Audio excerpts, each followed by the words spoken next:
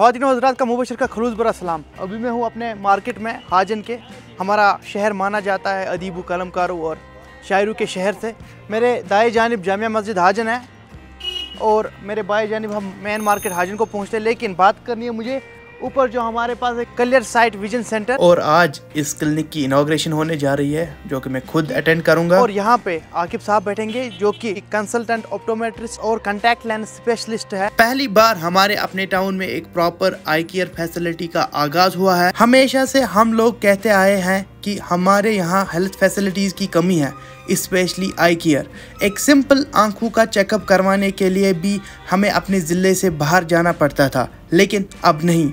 ये जो इनिशिएटिव है इसके पीछे है मिस्टर आकिब। ये एक सिंसियर ग्राउंडेड इंसान है जो सिर्फ एक ऑप्टोमेट्रिस्ट नहीं बल्कि एक इंसानियत का खिदमतगार भी है।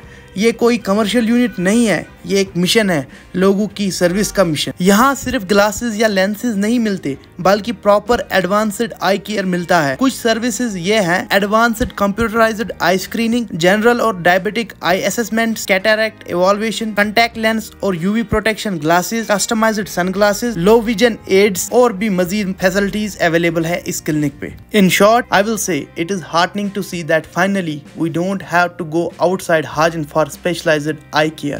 Our own people are taking the initiative not to make profit but to make a difference. This center is a gift by one of us for all of us.